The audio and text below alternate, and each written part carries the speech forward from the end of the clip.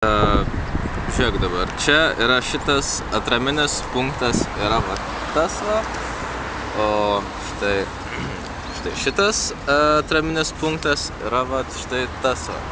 Dar pasuk į kairę va, ir ten tas yra jau naujai pastatytas, manyčiau, praplėtus kažkaip šitą gatvę. Dabar žiūrim šitą va nuotrauką. Matom, kad čia eina gatvė ir čia yra ta pati tvora veikiausiai ir tas pats atraminis punktas, o būtent va, tas, kur jau rodžiu. Dabar kaip gaunas, šitos gatvės tokios jau kaip po nebėra ir šitų vat namų, kur čia, irgi jie turbūt nugriauti, ten yra naujų pastatyti. Vat jeigu pasuk į kairę parodysim.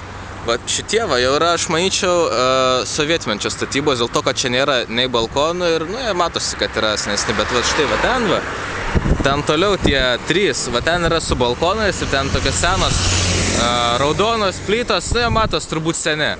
Tai aš darau prielaidą, kad va šita va visa gatvė ir tas pakilėjimas yra naujai suformuota. Dėl to tu tos identiškos gatvės tokios va negausi. Ten, kur iš nuo šaligatvio fotografavo, tai kažkur va čia turėtų būti vidury. Ir darau nu, mes tiesiog padarėm nuotraukas vat nuo šitos vietos, kur dabar esam, to tilto. Ir kadangi ten vaizdas buvo sukamas į kairę, tai realiai mes padarėm dar kokį 20 taip nuotraukų.